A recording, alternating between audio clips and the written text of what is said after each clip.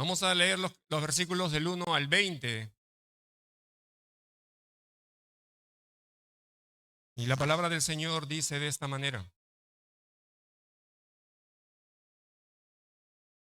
Sucedió en el mes de Nisán, en el año 20 del rey Artajerjes, que estando ya el vino delante de él, tomé el vino y lo serví al rey.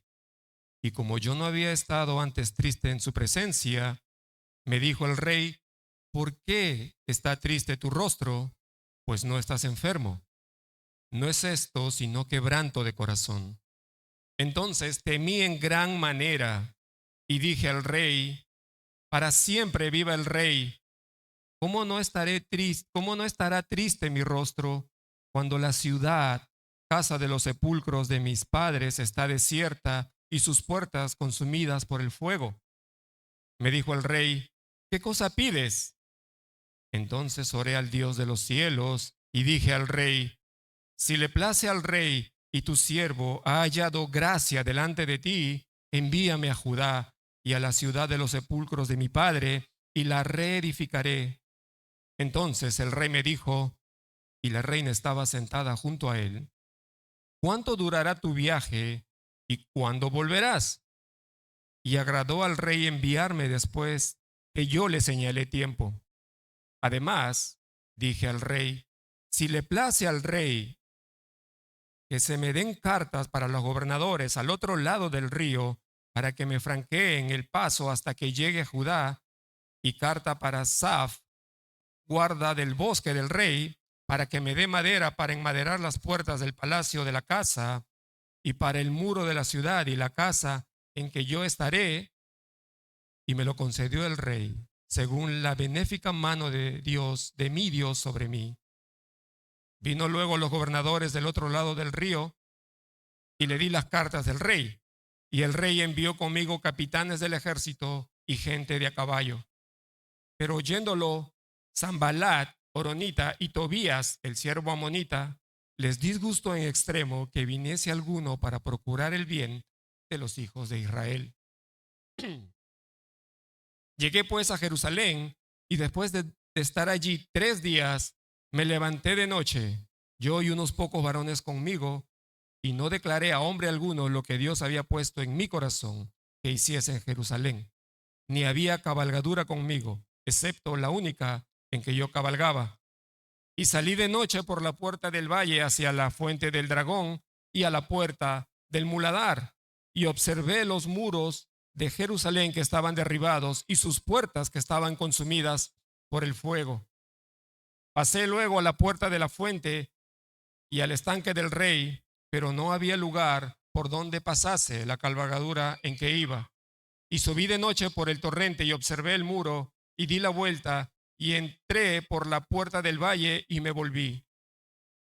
Y no sabían los oficiales a dónde yo había ido, ni qué había hecho, ni hasta entonces lo había declarado yo a los judíos y sacerdotes, ni a los nobles y oficiales, ni a los demás que hacían la obra. Les dije pues: ¿vosotros veis el mal en que estamos, que Jerusalén está desierta y sus puertas consumidas por el fuego? Venid y edifiquemos el muro de Jerusalén, y no estemos más en oprobio. Entonces les declaré cómo la mano de mi Dios había sido buena sobre mí, y asimismo las palabras que el rey me había dicho. Y dijeron: levantémonos y edifiquémonos. Así esforzaron sus manos para el bien. Pero cuando lo oyeron Sanballat, Horonita, Tobías, el siervo amonita, y Gesem el árabe, hicieron escarnio de nosotros y nos despreciaron, diciendo: ¿qué es esto que hacéis vosotros? ¿Os rebeláis contra el rey? Y en respuesta le dije: el Dios de los cielos, Él nos prosperará, y nosotros, sus siervos, nos levantaremos y edificaremos, porque vosotros no tenéis parte, ni derecho, ni memoria en Jerusalén. Vamos a tomar asiento, mis hermanos. Su pueblo se aferró de la gracia del Señor y le pide que le conceda gracia delante de aquel varón, dice el último versículo del pasaje anterior, del capítulo anterior, que es exactamente lo que va a suceder ahora, lo que vamos a desarrollar. Hoy estamos entrando al segundo capítulo del libro de Nehemías. Y este reporte de la ciudad de Jerusalén y de sus hermanos judíos ha movido el corazón de Nehemías y lo ha movido a querer hacer algo por ellos. Su corazón está comprometido. Como dijimos, no es un corazón frío. Él no quiere ser un simple espectador. Él se ha enterado que hay una situación, él se compromete con Dios. Y el comprometerse con Dios te lleva a comprometerse con la gente de Dios. Eso tiene sentido. Tú dices que amas al Señor, que estás comprometido para el Señor, te va a ser evidente de la manera como sirves a tus hermanos. Así que para Nehemías hay una misión por delante. Él entiende que hay un propósito por el cual Dios ha permitido que él se entere de la situación que está atravesando Jerusalén. Pero así como es importante y vital la misión, Nehemías entiende que no hay nada que él pueda hacer sin el respaldo y sin la guía del Dios de los cielos. Y aunque vamos a estar viendo los detalles de la misión, veremos que el énfasis del pasaje, lo que el pasaje nos comunica o la verdad central del pasaje es que Nehemías, con un corazón dispuesto a servir, si es necesario servir hasta sacrificar su vida, entiende que nada podría hacer en sus fuerzas sin la oración que antecede y acompaña la misión. Ese es el título del sermón de hoy, la oración que antecede y acompaña la misión, lo tienen en pantalla. ¿Por qué? ¿Por qué es necesaria la oración constante, no solo para esta misión, para toda misión que nosotros nos proponemos para Dios? Primero, porque la misión implica un riesgo, como vamos a ver del versículo del 1 al 10. ¿Sabes cuál es el riesgo mayor que nosotros enfrentamos? Salir de nuestra zona de confort. Así que implica un riesgo, siempre implica un riesgo. Pero no solo eso, versículos 11 y 18, vamos a ver que también la misión nos presenta necesidades. Implica un riesgo, pero también implica atender necesidades que van surgiendo. Y por último, versículos 19 y 20, toda misión también presenta oposición. Toda misión presenta oposición. Y seríamos ingenuos, hermanos, de alguna manera, si nosotros pensamos que esta experiencia es única para Nehemías, que es única para lo que se ha propuesto Nehemías hacer, pero si tú estás dispuesto a servir a Dios, si tú estás dispuesto a servir a su pueblo, vas a tener que enfrentar las mismas circunstancias. Pero más allá que eso, también podemos ver que estas mismas circunstancias rodearon el ministerio de nuestro Señor Jesús. Y de manera como ninguno de nosotros podría experimentar. Y es también lo que vamos a estar viendo. Vamos a ver que la misión de Nehemías es simplemente una antesala a una misión mayor, que es la misión del Mesías. Y ya que vemos este ejemplo en Nehemías, hermanos, y lo vamos a estar aplicando a nuestras vidas, les pido que me acompañen en oración al Señor para que nos ayude. Dios Todopoderoso, tú conoces nuestra insuficiencia, conoces nuestras distracciones, nuestras debilidades, Señor. Y es mi ruego que en esta tarde, que nos disponemos a exponer tu palabra, que sea expuesta claramente, que sea expuesta con convicción, con osadía, y que de esa misma manera sea escuchada y recibida, Señor. Todo esto confiando que es tu Espíritu Santo que hará la obra y que traerá el propósito por el cual tú has dejado tu palabra, la cual no regresa a ti vacía.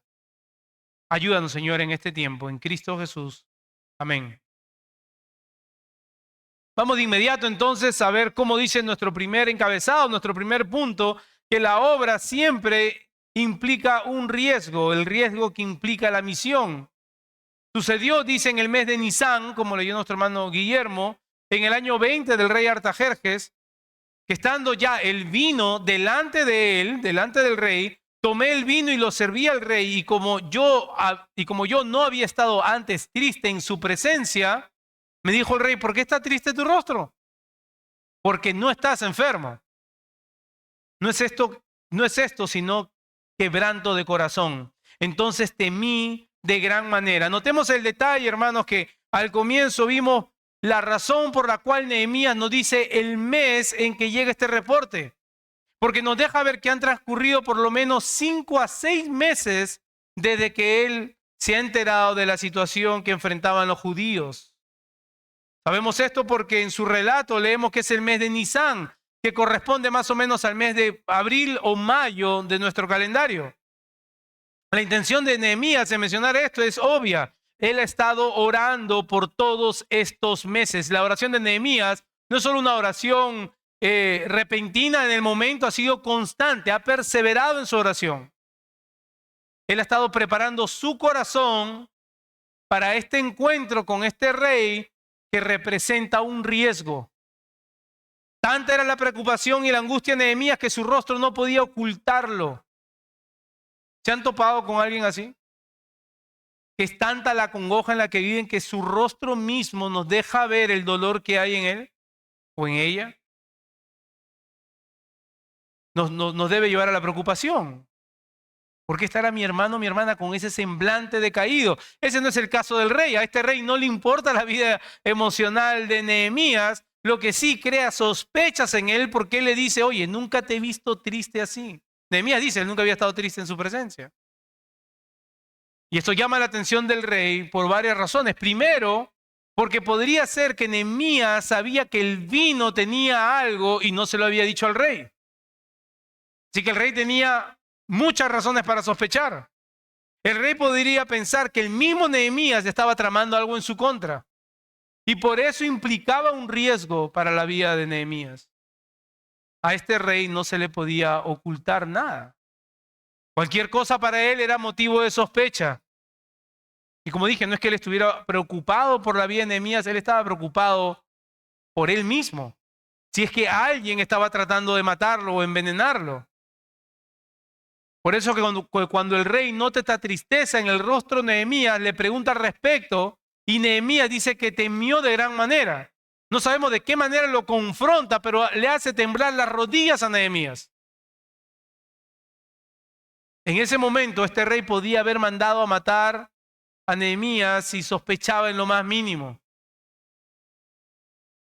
Pero el dolor, y Nehemías estaba consciente de esto, pero él no podía ocultar su dolor. Era tal el quebranto en la vida de este hombre que su rostro lo mostraba. Aún con ese quebranto, aún con el temor de su propia vida, Nehemías no se queda callado. Él simplemente pudo disimular, decir, no, todo está bien. ¿Por qué? Porque él tiene un plan. Él tiene un plan y ha venido orando por eso.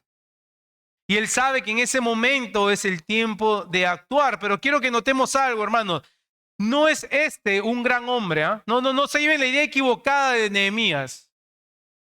No es un gran hombre con una gran valentía, porque de entrada Nehemías no describe lo que él está experimentando, un gran temor. Este es un hombre débil, sustentado por un gran Dios. Y está dispuesto a hacer, como diría él más adelante, lo que Dios ha puesto en su corazón. Esta debe ser una descripción pertinente, hermano, de nosotros mismos. Considerarnos completamente débiles ante el riesgo, lo que implica obrar para el Señor, trabajar para el Señor, no debe hacer temblar las rodillas. Pero es el Dios de los cielos quien nos sustenta. Entonces dice el relato que él responde al rey y le da la razón por la cual está triste. Le dice, para siempre vive el rey. Y dice, ¿cómo no voy a estar triste? ¿Cómo mi rostro no va a estar triste cuando la ciudad, la casa de los sepulcros de mis padres, está desierta y sus puertas están consumidas por el fuego? O sea, no es para menos que esté así. No es para menos que esté con este gran dolor. Mi gente está sufriendo. Y aunque esta realidad ya él la sabía por un gran tiempo, por 4 o 5 meses, no es hasta ese punto que él cobra valentía para decirlo. Su corazón ha comenzado a tomar valentía en el hecho de que día y de noche él ha estado orando, como él mismo ha dicho, delante de la presencia del Dios de los cielos. Este modelo, si podemos decirlo así, o este ejemplo, vemos que también marcó el ministerio de nuestro Señor Jesús. Él oraba todo tiempo y oraba preparándose para aquel día en el cual Él sería el sacrificio sustitutorio por nuestros pecados. Pero es así también como debe obrar en nosotros. Es así como debe obrar la oración en nosotros los creyentes. Nos debe animar, debe recobrar nuestra fuerza. Porque dígame, hermano, si alguien aquí podría decir que ha salido más debilitado o derrotado después de un tiempo de oración, eso sería imposible. Nadie sale más debilitado o más derrotado, sin esperanza alguna, después que hemos puesto nuestro corazón en descanso por medio de la oración ante el trono de gracia.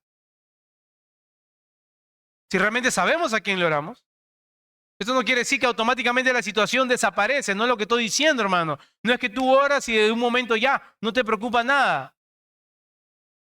Pero podemos ver que es la oración que nos sostiene. Dios usa la oración para mostrarnos que Él es el que está preservando nuestra fe.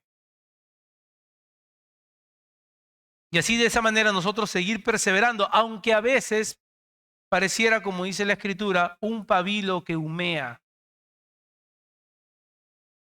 Pero es así como debe funcionar la oración en nuestra vida. Ahora, ¿por qué Nehemías tendría que tener tanta valentía para decir eso? Parece parte de una conversación normal. Estoy triste. Podría haberlo dicho sin ningún problema. Pero hay un pequeño detalle, hermano. No solamente la sospecha que el rey puede tener, pero este mismo rey, unos años atrás, él mismo mandó a que se pare la obra de reconstrucción de Jerusalén. Así que es un insulto para su inteligencia y para su juicio. Eso lo vemos en Esdras en el capítulo 4. En casa lo pueden buscar. Así que el temor en el corazón es por el riesgo que corre al hacerle un pedido que el rey podría tomar como un insulto. Podría tomarlo como una rebeldía.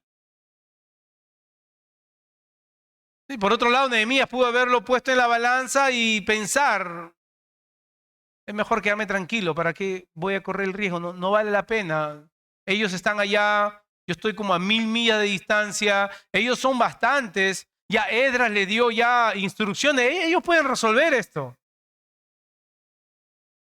Pero él decide servir al Señor, porque él tiene su corazón dispuesto a servir a su Dios y a su pueblo. Y el rey le hace una pregunta inmediata que quizás no estaba en la mente de Nehemías, ¿no? Porque no sigue con el relato. Es una pregunta sorprendente. Estoy seguro que su corazón movido por Dios le pregunta a Nehemías, ¿qué cosa pides? Nehemías no ha pedido nada. Dice, ¿qué cosa pides? Abre una puerta, abre una alternativa. Y el relato es fascinante porque dice que en ese momento Nehemías ora. Oré, dice, al Dios de los cielos.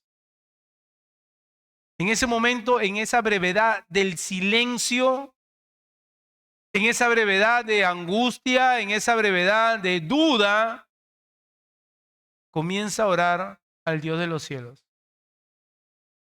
Y quiero que notemos algo. A primera vista o a primera luz parece que Nehemías está ante un rey todopoderoso, Artajerjes. Este rey tiene el poder en su mano de quitarle la vida. Mas, sin embargo, para Nehemías, él está ante un rey superior a todo rey humano. Él está delante del Dios de los cielos. Y eso es lo que Nehemías quiere que el lector tome en consideración. Sí, físicamente yo estoy delante de este rey, pero ojo, hay alguien detrás mío, un rey superior que respalda lo que él me ha mandado a hacer.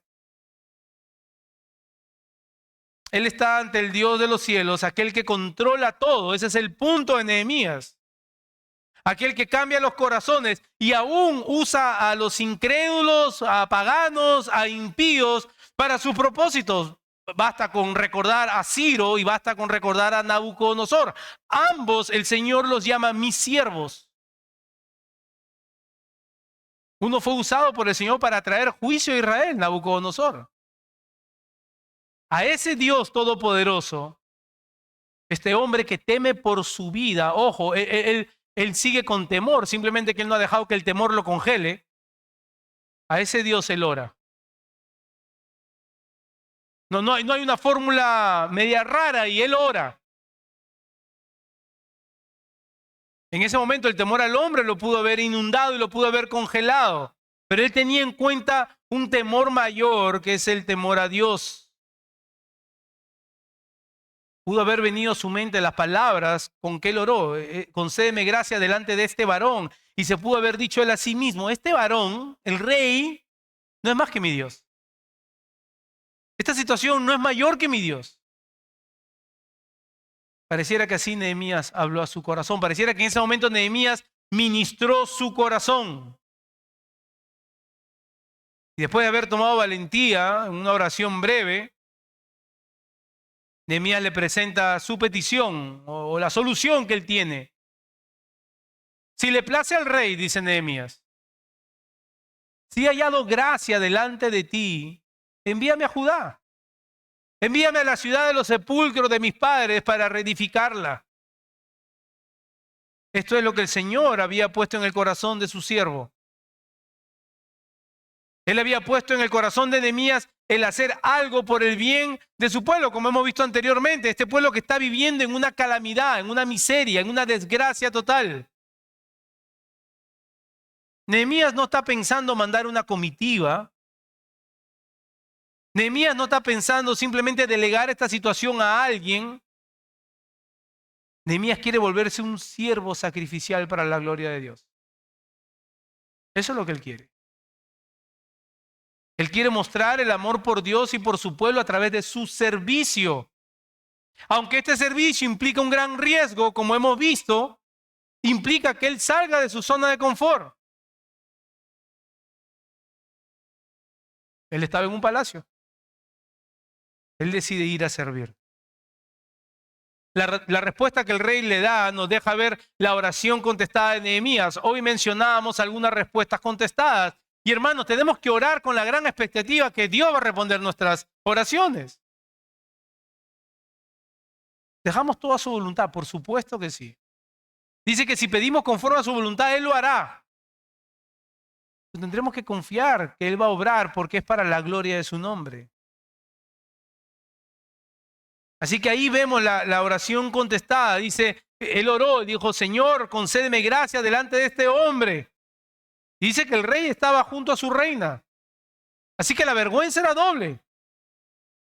Porque si él se retractaba del decreto que había dado antes, estaba perdiendo autoridad también delante de la reina.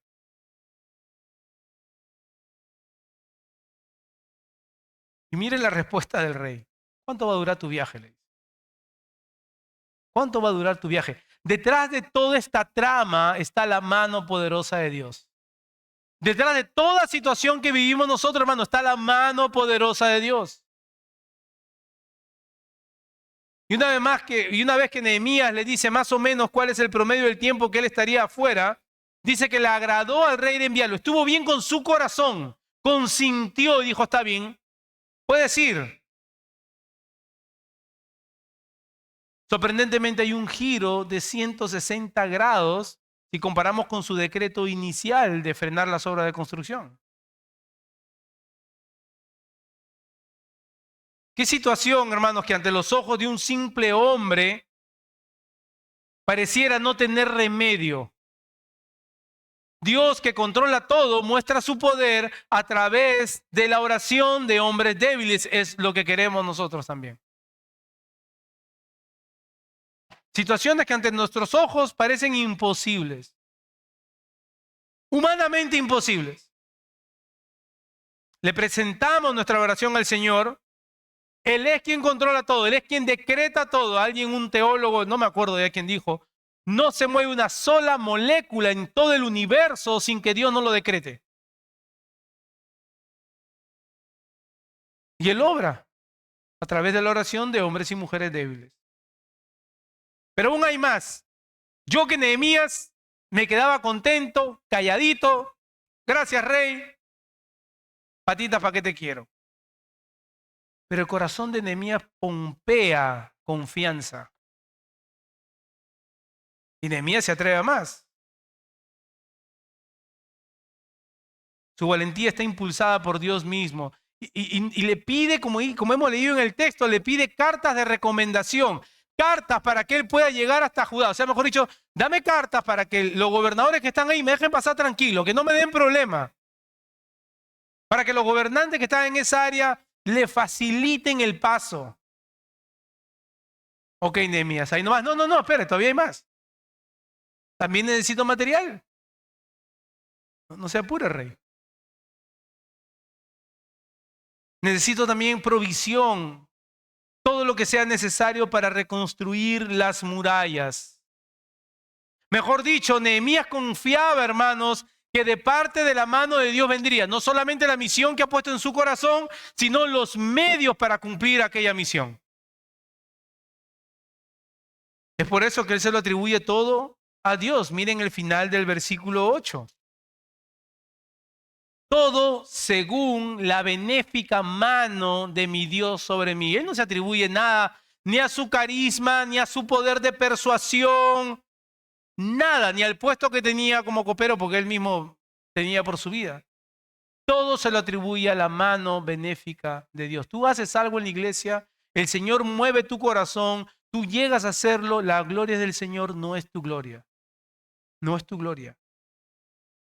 Pero también míralo desde la perspectiva de que puedes obrar por el bien de Dios y por el bien, bueno, no por el bien de Dios, pero por amor de Dios y por el bien de su pueblo, teniendo en perspectiva que Él es quien va a sustentar la obra. Esto no es obra de hombres. Es la mano poderosa de aquel Dios que está en los cielos. Ahora, quiero que imaginen, porque nos hemos movido más o menos 2500 años hasta hoy. Imagínense las futuras generaciones de Israel leyendo el libro de Nehemías. En ese periodo, 400 años que le llaman los 400 años de silencio. Este es uno de los últimos libros de la historia de Israel. ¿Qué debía generar eso en las futuras generaciones de Israel? Confianza. Al leer esto, decir, wow, este es el Dios a que nosotros servimos. Este es el Dios en que nosotros creemos. Pero vemos que Israel vuelve una vez más a su adulterio espiritual. Porque no bastaba con reedificar los muros. La condición de pecado no estaba en los muros, sino en los corazones de aquellos que estaban ahí. Así que la historia de reedificación, de regeneración es mayor en Cristo Jesús. Porque en Él sí podemos ahora obedecer. Porque Él habita en nosotros. Nehemías no hubiera podido ser testigo de lo que Dios iba a hacer si Él no se hubiera propuesto primero a orar de manera persistente, sabiendo que es la oración la que debe anteceder y acompañar todo aquello que Dios lo había comisionado a hacer, y no puede ser diferente con nosotros, hermanos. Recordemos la palabra del apóstol Pablo. Él entendía la misión a la cual él había sido llamado, ¿verdad? Que era proclamar el evangelio a los gentiles. Y él decía que a él no le daba vergüenza proclamar el evangelio porque era poder de Dios para salvación. Él reconocía que por medio del evangelio Dios salvaba a pecadores. Y aún con todo eso, él sigue dependiendo de la mano poderosa de Dios, al punto que le pide a la iglesia de Éfeso, dice, con toda súplica, por favor, oren para que se me sea dada palabra para dar a conocer sin temor el ministerio del evangelio. Pablo reconocía cuál era su misión, pero entendía que es la misión la que debía anteceder y sostener, acompañar la misión que él se había propuesto. Ahora, nosotros también, 2000 años después, Dios nos ha comisionado a orar por amor de Él y por amor de su pueblo. El problema es que nosotros a veces ni oramos, hermanos. Y otras veces ni hacemos. Muchas veces obramos solamente por nuestro orgullo y nuestra soberbia. Queremos hacer grandes proezas para la iglesia de Dios sin la oración, lo cual es orgullo. Es la oración la que debe impulsar y la que debe confirmar. Cuando oro con mis hermanos, el Señor trae esta confirmación, esta paz. Esto es verdaderamente el Señor, porque yo puedo estar engañado por querer hacer algo y no necesariamente estoy haciendo las cosas bajo la voluntad del Señor. Entonces vemos que por más que tengamos ímpetu, no tiene fruto. El Señor no respalda lo que nos hemos propuesto. No hemos dependido de Él. Cuando Cristo le da palabras de juicio a las iglesias en Apocalipsis, le dice, has abandonado tu primer amor. No le dice, has olvidado, no le dice, has perdido. No, has abandonado, has descuidado tu primer amor. Y nosotros podemos descuidar ese primer amor, nosotros podemos olvidar ese primer amor si no estamos dependiendo constantemente del Señor en todo lo que tenemos que hacer como iglesia. Él es quien transforma la vida, hermanos. Nosotros vamos a empezar un curso, taller de evangelismo, el evangelio recibido, el evangelio proclamado. Y tú te puedes disponer a ser un as en cómo proclamar el evangelio, hacer un trome, le decimos nosotros en Perú, un trome como evangeliza. Pero si tú no oras, tú simplemente estás apelando a las emociones de las personas. Él es el quien hace la obra y debemos depender de Él. Toda obra depende de Él, pero también como esta misión, toda obra trae un riesgo, ¿verdad? Y es ese riesgo de salir de nuestra zona de confort. Otra de las excusas que usamos nosotros es, bueno, yo estoy bien así. En la iglesia hay ¿cuántos? 70, 80. Si yo hago, nadie se da cuenta. Y si no hago, ¿quién se da cuenta? La iglesia ha vivido antes que yo llegue a la iglesia, así que no creo que haya problema. No lo hice antes, ¿por qué lo voy a hacer ahora? Yo ya tengo mi horario bien establecido y es medio complicado. De tal hora a tal hora voy al gimnasio, no puedo hacer nada más. Servir quiere decir que me voy a tener voy a tener que lidiar con aquellos hermanos que no me caen muy bien. Eso no me agrada. Esas son algunas de las excusas que nosotros usamos y le podemos sumar muchas más excusas. Yo sé que en tu mente pasaron muchas. Pero recordemos también lo que Pablo escribió a la iglesia de Filipo en el capítulo 2. Cristo no tomó como cosa que aferrarse el ser igual a Dios. Si tú te aferras a cosas, nosotros nos aferramos a cosas tan tontas para no servir como debiéramos. Dice, sino que Él dejó aquella gloria para tomar forma de siervo, se hizo como uno de nosotros, se hizo como tú y como yo, con tus debilidades físicas y mis debilidades físicas. Se humilló y fue obediente hasta la muerte y muerte de cruz. La misión de Cristo representaba aún un reto mayor que Nehemías estaba presentando. Nehemías simplemente saldría del confort de un palacio que era temporal. Cristo estaba dejando la gloria que él había gozado desde la eternidad.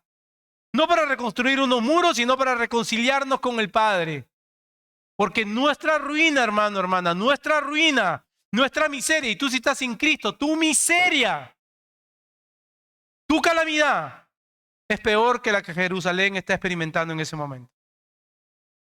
Es peor. Y a la iglesia, a ti y a mí se nos pide mucho menos. Mucho menos. Ora al Señor. Ora y ora pacientemente y largamente. No temas porque aquello que el Señor pone en tu corazón en favor de la iglesia, Él mismo va a proveer los medios para llevarlo a cabo. No es en tus fuerzas, es Él. Pobre hermano de la traducción, me salí del script. Dice versículo 9, vine luego a los gobernadores del otro lado del río y le di cartas del rey y el rey envió conmigo capitanes del ejército y gente de a caballo. ¿Se dan cuenta cómo el Señor provee más allá de lo que Nehemías había pedido? Él no había pedido hombres a caballo, ni capitanes del ejército. Hermanos, Dios que no escatimó a su propio Hijo, ¿no nos dará con Él también todas las cosas? Y cuando hablo de todas las cosas, todo lo que es necesario para su obra, todo lo que es necesario para que cumplas aquella misión que Él ha puesto delante tuyo, todo lo necesario para que sirvas sacrificialmente en tu iglesia local, toda la gracia necesaria, hermanos, todo don, toda capacidad, todo recurso viene del Señor. Tú te preocupas porque ves tu insuficiencia y qué bueno que la veas. No queremos hombres y mujeres que se sienten autosuficientes. Pero no puedes quedarte estancado o estancada ahí. No podría yo pararme aquí domingo tras domingo, hermanos. Soy consciente de mi insuficiencia. Y quizás te desanimas porque te comparas con otros que hablan muy bien, otros que son muy proactivos en hacer un sinfín de cosas. Y quizás piensas que lo que tú puedes aportar sería muy pequeño. Bueno, aporte eso pequeño. Esos panes, esos peces, apórtalos al Señor. Estoy hablando de tiempo, por favor, porque está tan tergiversado el mensaje allá afuera, hermanos, que hay que aclarar. Pero aporta lo que tú puedas para tu iglesia local. Es Dios quien nos equipa. Y nos equipa cuando nos disponemos a orar por amor a su nombre y a su pueblo. Es algo que voy a seguir repitiendo porque no hay cómo tú puedas separar. Dices que amas a Dios, pero no amas a su pueblo. Es un oxymoron, le dicen en inglés. Es una contradicción, es un imposible. El texto nos lleva a ver a que no debemos olvidar un pequeño detalle. Versículo 10. Toda misión también tiene una oposición. Dice, pero oyéndolo Sanbalat, Horonita y Tobías, el siervo amonita, les disgustó en extremo que viniese alguno para procurar el bien de los hijos de Israel. Miren la maldad en estos hombres. Esta es una oposición demoníaca, hermano. Todo aquello que se opone en contra del pueblo de Dios viene directamente del enemigo de Dios, que es Satanás. Basta con retroceder hasta el Génesis, cuando leemos el protoevangelio, la promesa de que de la simiente de la mujer vendría el Salvador, vendría el Mesías.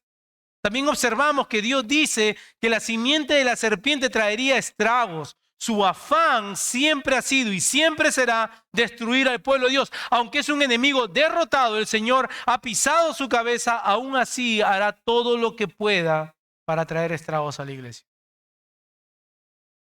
Por esa razón, Pedro dice que tengamos cuidado porque nuestro adversario, Satanás, anda como león rugiente buscando a quien devorar. Él siempre se ha opuesto y se opondrá al pueblo de Dios. Él odia al creyente, él odia a la iglesia y hará todo lo que está en su poder para presentar oposición. En este caso usaría a Sanbalat, quien era gobernador de Samaria, un pueblo que históricamente ha sido enemigo de Israel. Y este personaje, vamos a ver a lo largo del libro de Nehemías, se presenta como antagonista de Nehemías. Dice que él se burla, se opone e intenta desacreditar la obra que se está llevando a cabo. Él comienza a cumplir con la agenda de su padre, el diablo. Esta oposición de Satanás no ha descansado, hermanos. Muchas veces es externa, muchas veces lo vemos en la cultura, muchas veces lo vemos en todo lo que el mundo tiene que ofrecer, pero también puede ser tan sutil como el desaliento o el descontento que Satanás y sus secuaces traen a nuestro corazón. Puede ser el resentimiento, puede ser la amargura. Cualquier cosa que él pueda usar, sea externo o sea nuestras propias debilidades, él lo va a hacer para que nosotros desistamos de perseverar en lo que el Señor nos ha mandado. Ahora, junto con Sanbalat, estaba Tobías. No le vayan a poner Sanbalat a sus hijos, por favor, sí. Tobías dice que era un funcionario amonita. Y todo trae consecuencias. Dios había mandado a que estos pueblos queden destruidos. Cuando Josué tomó posesión de la tierra prometida, él debía haber destruido a todos estos pueblos. Y vemos que dijo, bueno, vamos a dejarlos ahí. Después Salomón se casa con mujeres amonitas. Y vemos cómo todo trae una consecuencia. Ahora este Tobías, que era funcionario, que posiblemente tenía un cargo bajo la administración, era un extranjero y tenía, al parecer, vínculos con familias judías influyentes, seguro también por medio de alianzas matrimoniales, teme por su poder político. Él teme que su influencia política se vea atacada. ¿Qué aprendemos entonces, hermanos, de este primer principio de que toda misión trae un riesgo? Primeramente, hermanos, debemos de salir de nuestra zona de confort. El riesgo, tenemos que tener en cuenta el riesgo de la oposición que siempre se va a presentar, la cual tiene muchas caras, pero también tenemos que ver que Dios es quien sustenta y provee los medios para que esa misión se dé. Ahora, ¿qué debemos hacer nosotros? Orar constantemente. También creo que es pertinente hacernos la pregunta, o hacerte la pregunta directamente. Si te estás durmiendo, despiértate. ¿Qué cosas no estás haciendo por no salir de tu zona de confort? ¿Qué responsabilidades el Señor pone delante de ti que tú por estar cómodo no lo quieres hacer? ¿Qué cosas representa para ti un riesgo que no tienes la confianza que el Señor, no tienes la confianza en el Señor para hacerlo? ¿Estás orando constantemente para que el Señor ponga también en tu corazón cómo Él te quiere usar dentro de esta iglesia local? Es una oración que no debe cesar en nosotros. También déjame decirte que no solo se resume a lo que hacemos dentro de esta iglesia, porque la misión de Dios para sus hijos abarca todos los ámbitos de su vida. Si eres madre, si eres padre, si eres esposo, si eres esposa, si eres hijo, si eres jefe, si eres empleado, sea cual sea la vocación a la que el Señor te ha llamado, eso también incluye un riesgo, obrar conforme el Señor quiere que obres.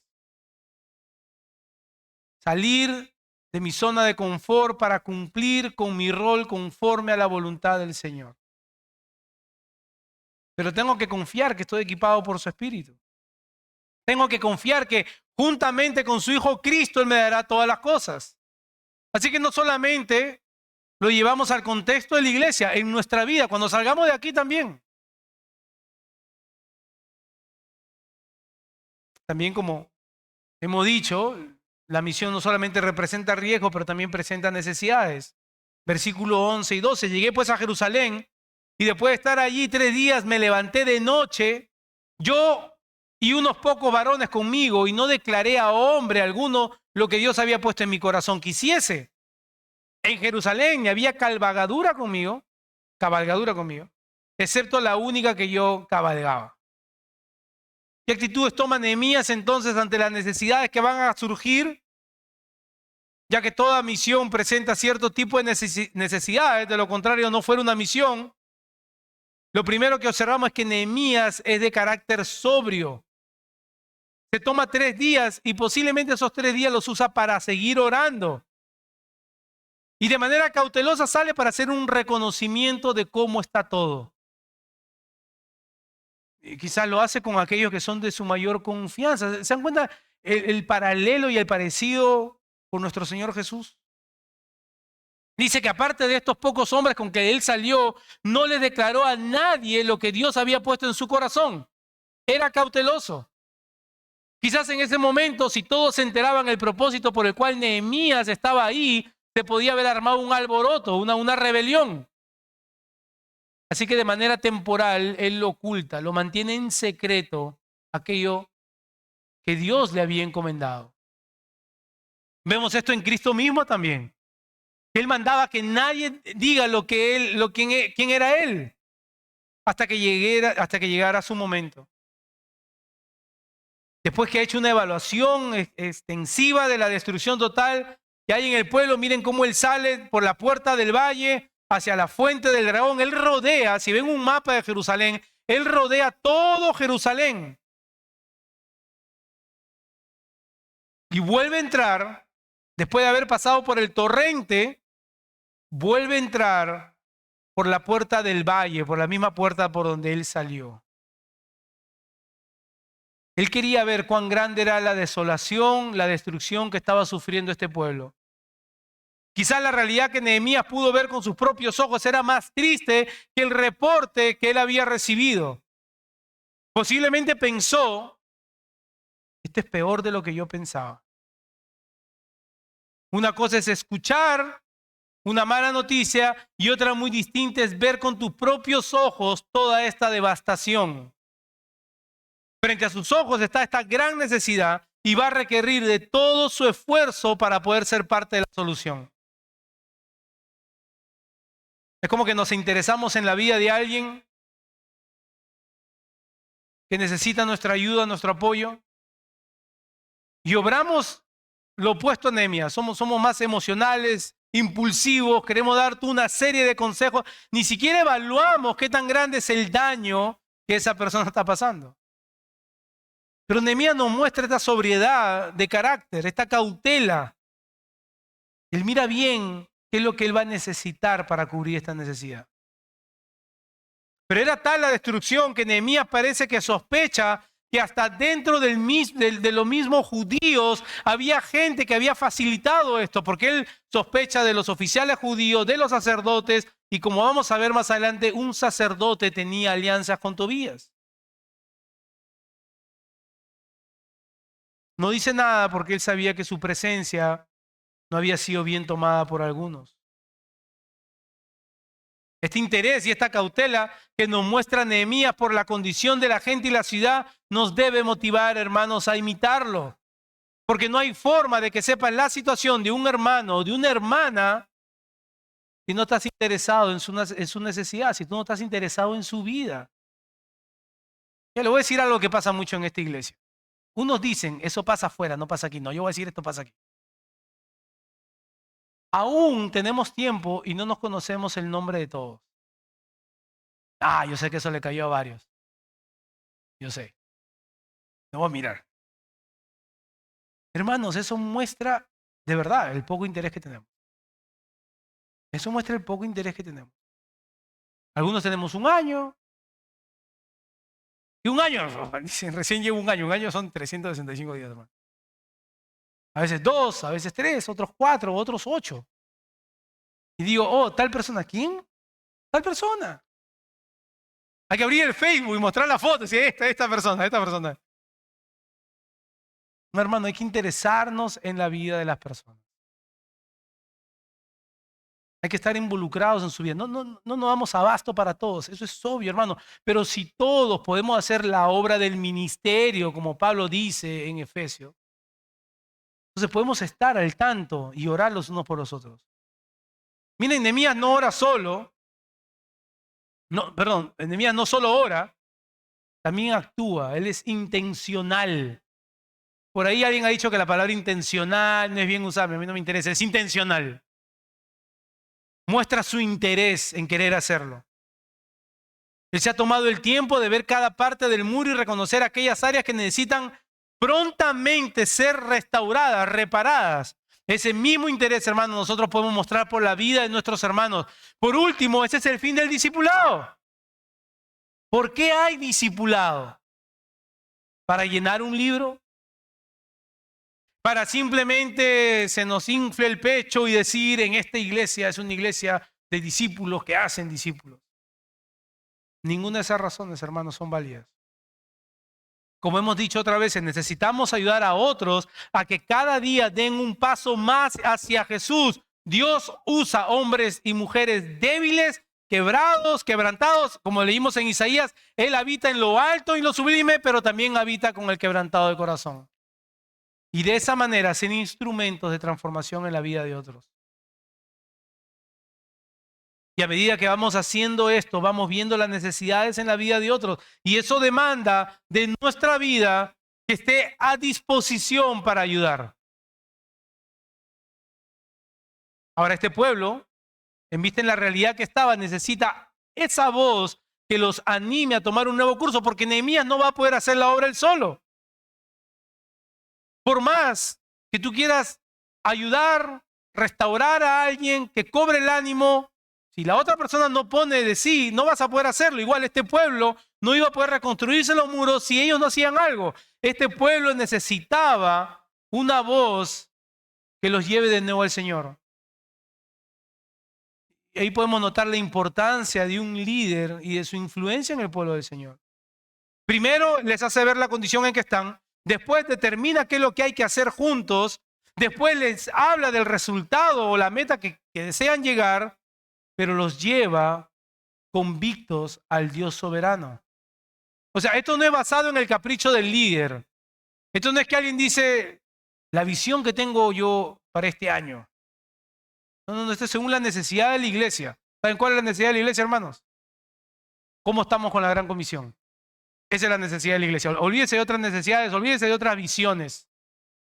La necesidad de la iglesia es reconocer cómo estamos en la gran comisión. Cómo estamos cada uno cuando salimos evangelizando y cómo estamos haciendo discípulos.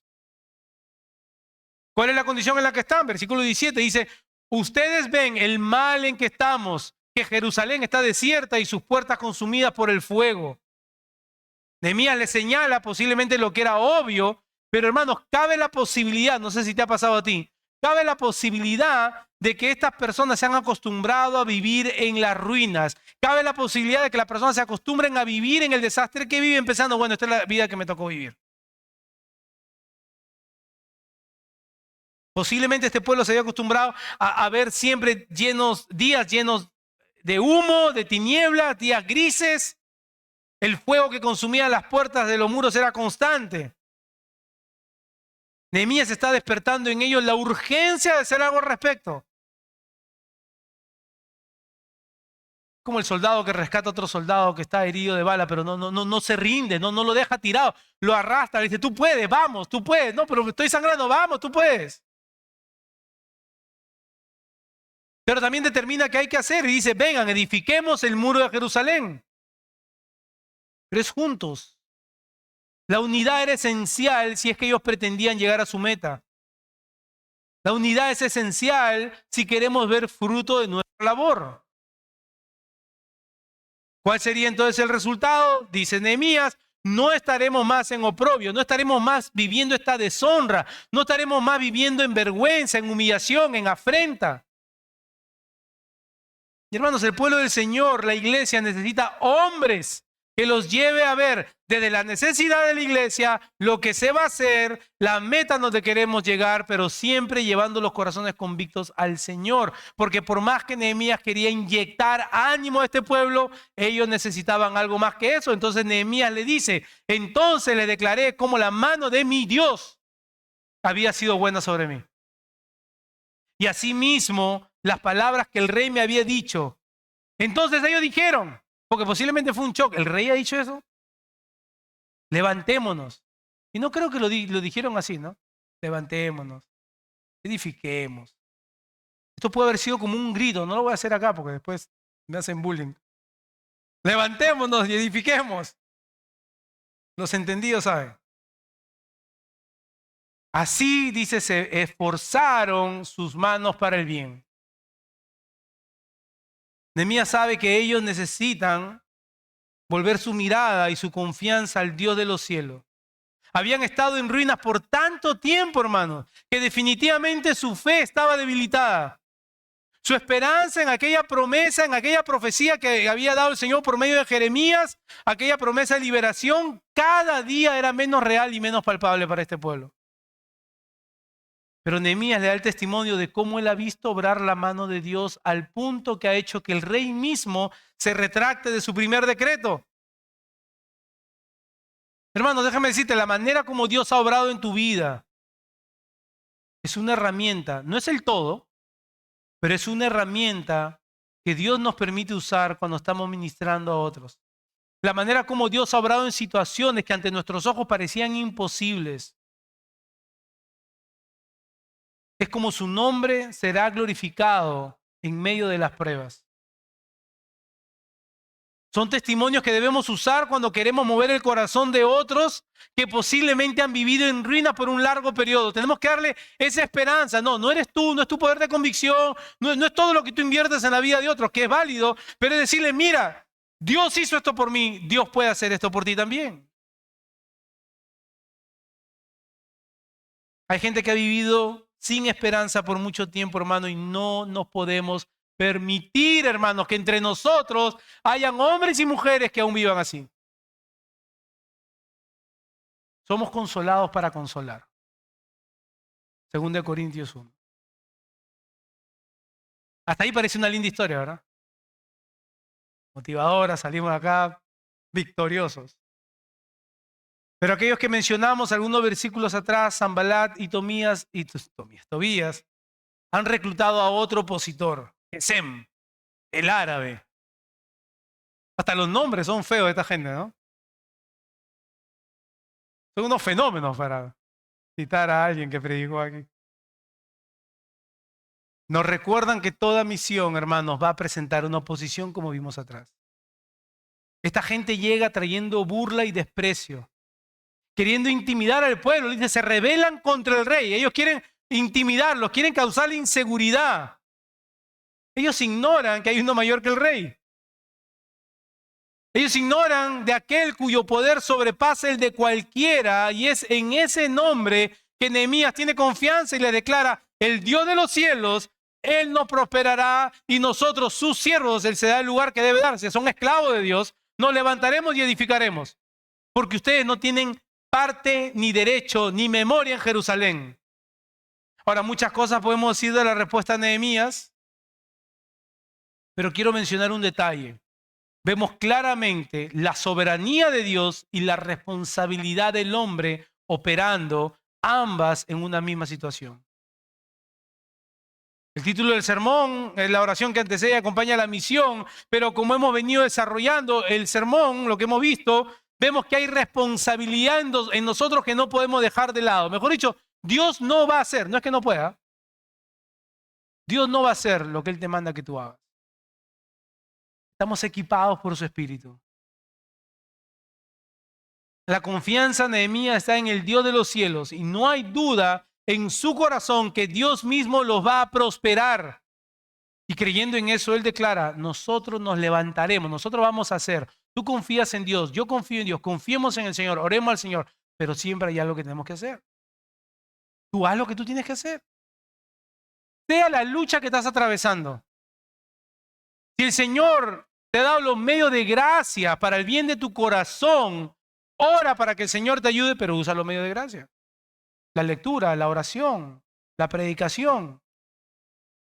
No dejes de congregarte. Nosotros nos levantaremos y edificaremos, somos sus siervos. Ustedes no son nada, le dice, no tienen ni siquiera memoria en Jerusalén.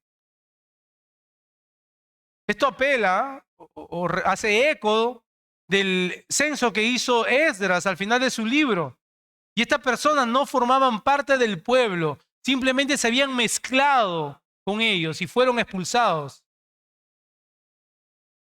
Hermanos, de esa misma manera nosotros podemos trabajar, esforzándonos para la obra del Señor, creyendo que Él es quien va a prosperar a su iglesia. Obviamente no estoy hablando de prosperar únicamente económicamente. Él va a prosperar la iglesia en todo sentido, en todo lo que se necesite para seguir avanzando en la misión, para proclamar el evangelio, para ser discípulos. Estamos en este mundo, hermanos, para cumplir la comisión que el Señor nos ha dejado como iglesia. Pero esa misión tiene muchos matices, porque lo puedes hacer como madre, como padre, en tu trabajo, en tu vecindario, obviamente en tu iglesia local, pero debes de recordar que esto siempre presenta un riesgo a salir de nuestra zona de confort. Va a presentar necesidades en la vida de lo que nosotros nos involucremos y debemos estar dispuestos a servir. Posiblemente haya rechazo, pero debemos servir. Sin olvidarnos que Satanás siempre se va a oponer. Pero, como dijo Nehemías, es Dios quien tiene su mano buena y poderosa sobre nosotros. Así es que, amado hermano, amada hermana, cobra ánimo, deja al lado las excusas. Deja al lado las excusas. Deja de fijarte mucho en ti, sal de tu zona de confort, corre el riesgo. Es un buen riesgo, hermano, déjame decirle, es un buen riesgo. El Señor suplirá todo lo necesario para que lleves a cabo la obra. Déjeme concluir con esto. Espero de verdad que salgas de aquí con una manera de pensar renovada respecto a tu lugar como iglesia. Y hablo ya con los miembros de esta iglesia local. Y que puedas responder al llamado y compromiso que el Señor pone delante de ti. Ese es mi anhelo, que salgas de aquí así.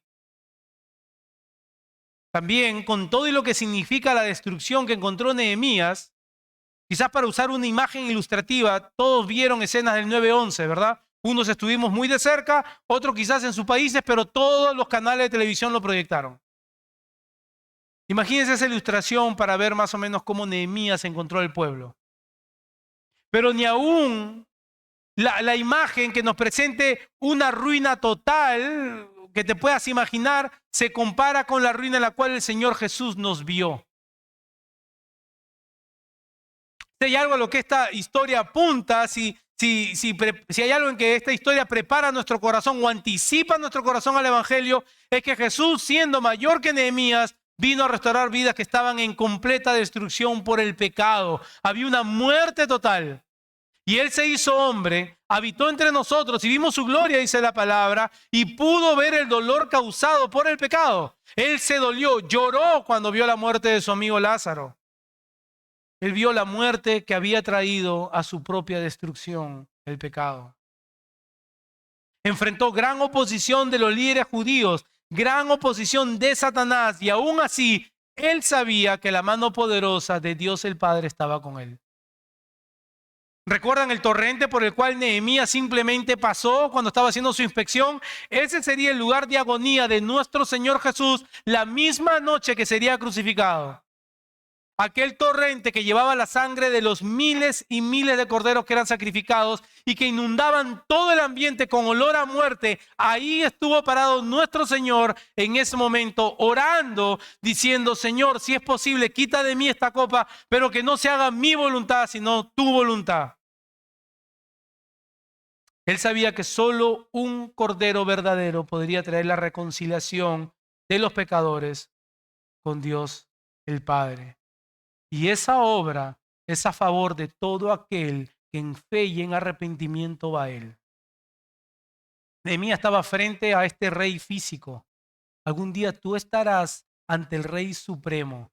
Y si tú no has sido reconciliado por medio de Cristo, si tú no has puesto tu fe en Cristo, escucharás estas palabras y escucha bien. Te dirá: tú no tienes ni derecho, ni parte, ni memoria en mi reino.